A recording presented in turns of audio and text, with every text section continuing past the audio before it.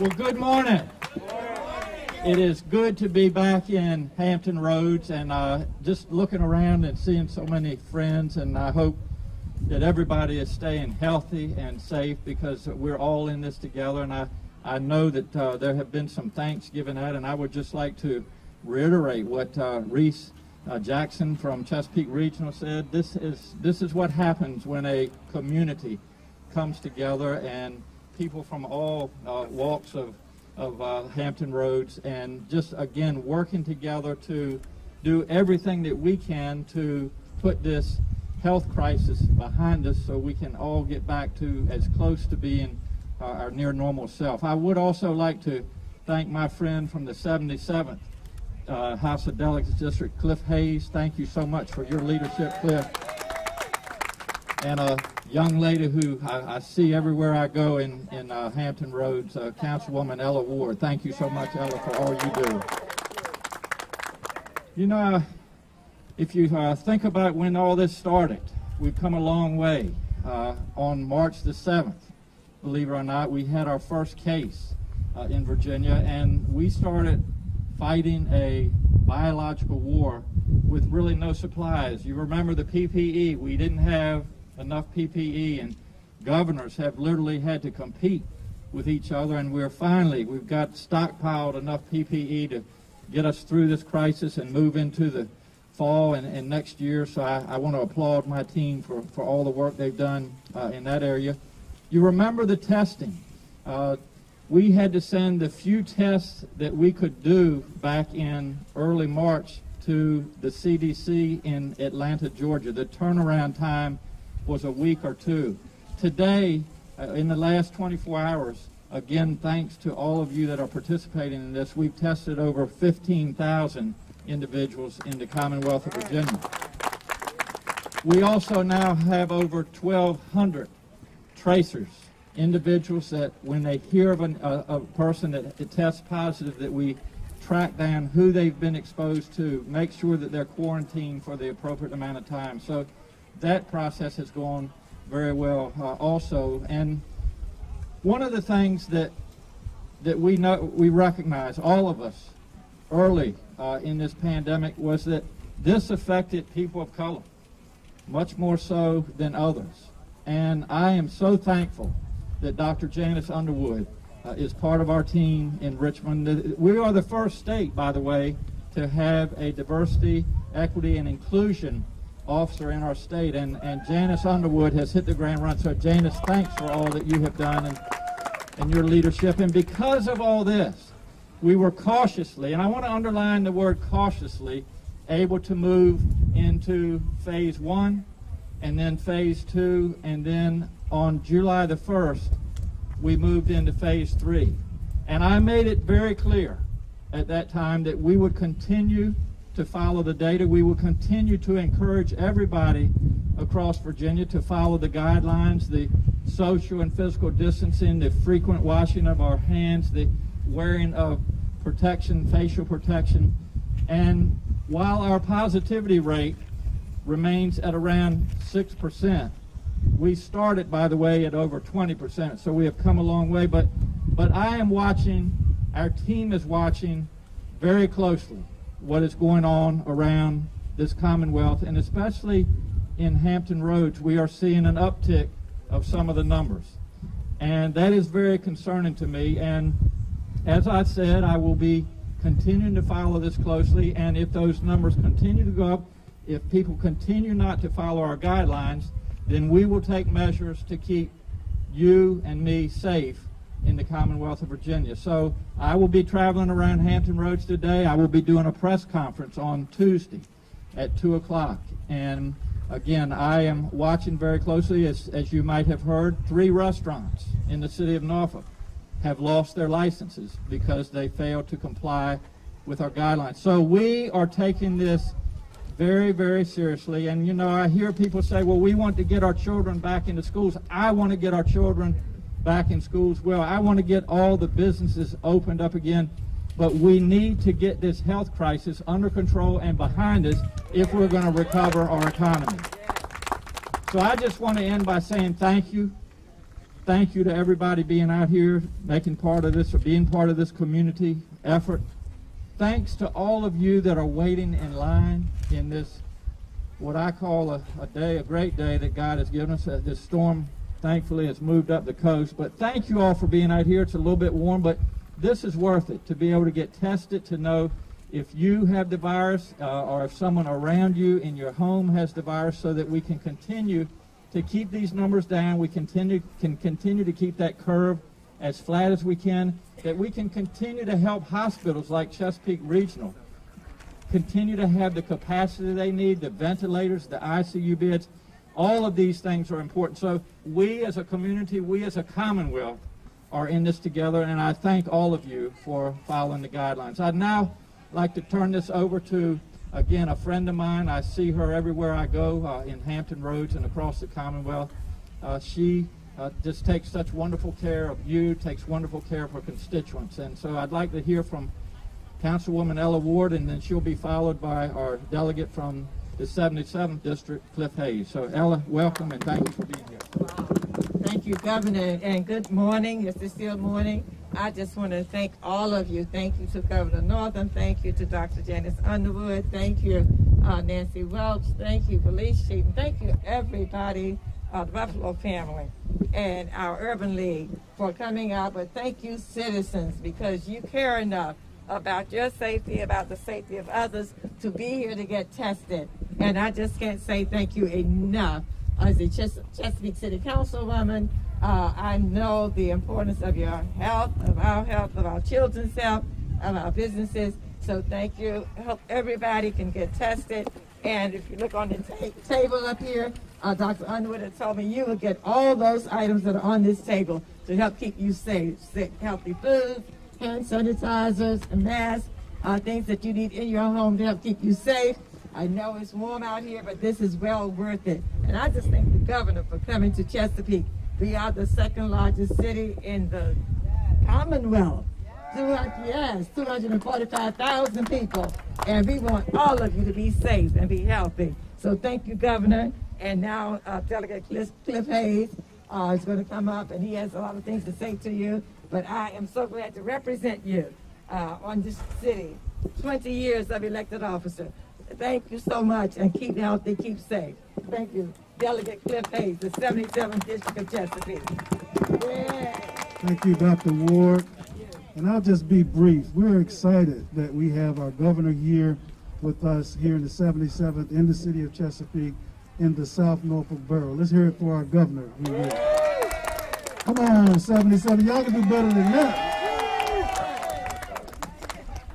So as I look up in the backdrop, I can't help but to think about my dear friend, our former city manager who passed away some years ago, which this facility is named after. Dr. Clarence Cuffey is smiling down on this day. Dr. Cuffey was a manager for the people, involved in the community. And what's interesting is that we should never let rest the slogan for the city of Chesapeake, which Dr. Cuffey initiated. We dubbed the city that cares. And that is evident today as we see the partnerships here, whether we're talking about the city of Chesapeake, Chesapeake Regional Medical Center. Reese, we appreciate your leadership. Or if we're talking about the Urban League, Ms. Bibbs, Mary Bibbs, or we're talking about the Buffalo Family and Friends Foundation, Michelle and her mother who's with us. A collaboration of sorts. Even Bethany Baptist Church, that's just a stone throw away, all collaborate in this community for the betterment of this community. And so, if I can have just a little bit of executive privilege over the 77, the city that cares hereby places on our governor that you're the governor that cares. And so we appreciate our governor, the governor who cares, because when he ran for office, one of the pillars and important initiatives was to be involved in making a change when it came to an improvement and access for quality, affordable health care for all Virginians. And it was just a couple of years ago we were able to pass Medicaid expansion, and now over 400,000 families have access to quality, affordable care that otherwise would have been on the sidelines. And so, Governor, we appreciate your leadership. And then, of course, with the governor is the Chief Diversity Officer, Dr. Janice Underwood, who in many ways, not only as a position, but I admire the passion that she has for the issues that are important to diversity across the Commonwealth spectrum. And so, Janice, Dr. Underwood, we're happy to have you here today as well. And so I'll just end there with knowing this important initiative is so important, not just because of the testing, but we know there are some areas that it's not as easy for people to get to testing sites. And so to this collaboration, this effort to make sure that testing comes to the community is extremely important.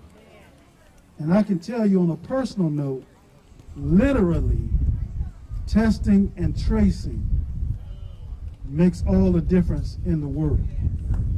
I hear a lot of things going on and perspectives coming from people, but I guess people make decisions based on the information that they have. They don't understand the realities of this pandemic, but you do. So thank you all for coming out today. Thank you for those who, and Dr. Welch with the health department. I cannot forget the important work that our health department does here in this district, in this region.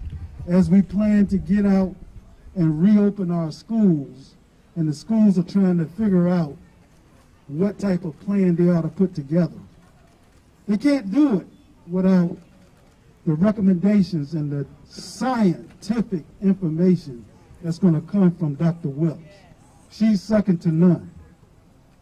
So we thank you all for coming out today. I'm going to turn this back over to Dr. Janice Underwood. Dr. Underwood.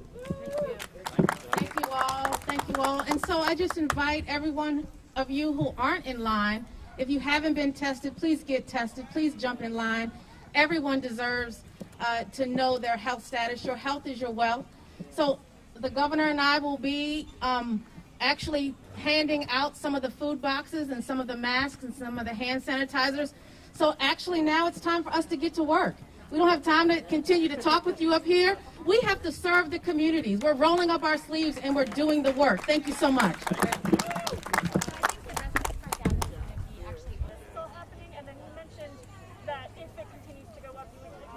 Absolutely.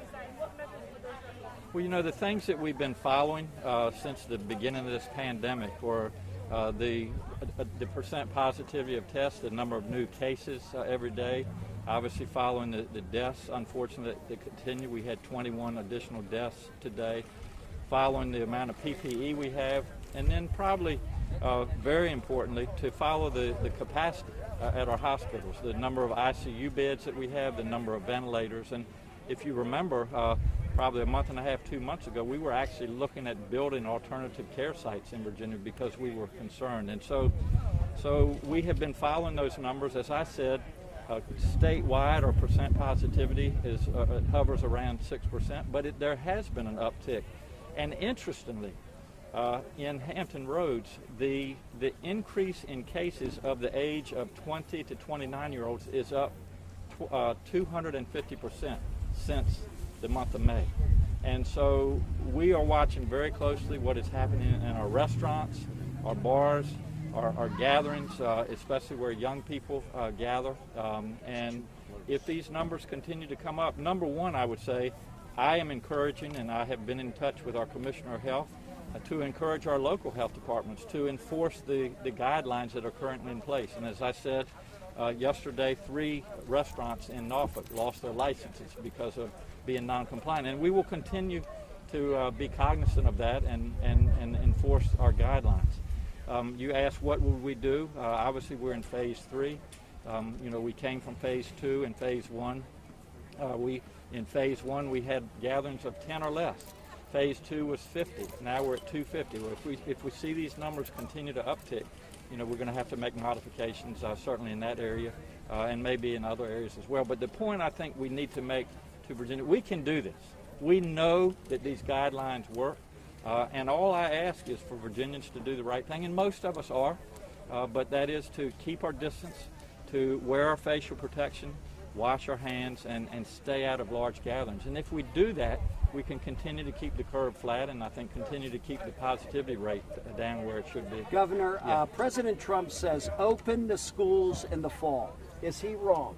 Andy, I have said all along, we want to get our children back in schools. We want to get our scholars back into our college campuses, but we need to do it safely and responsibly. And I think the disconnect there, Andy, the mixed messaging that we're getting from Washington is that if we're going to get our kids back into school, we need to do it safely. And it's not only the children in school, it's the teachers, it's the staff that could contract this. And the point I would make is if our teachers and our staff can't stay healthy, if they contract the virus, then all is moot. So it's up to the community as we move forward. And again, I want as much as anybody, with all the families, with all the children, to get our kids back in school.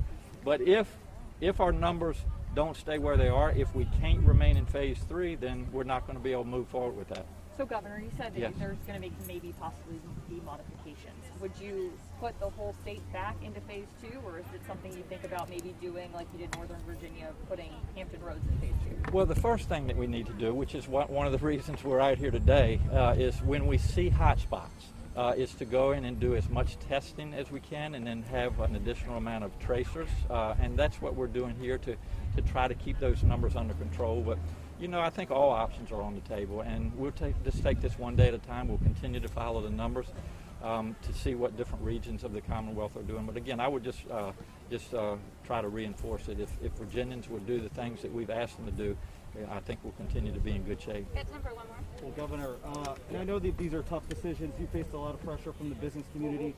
Are you worried, seeing the spike here, that maybe we entered phase 3 too early?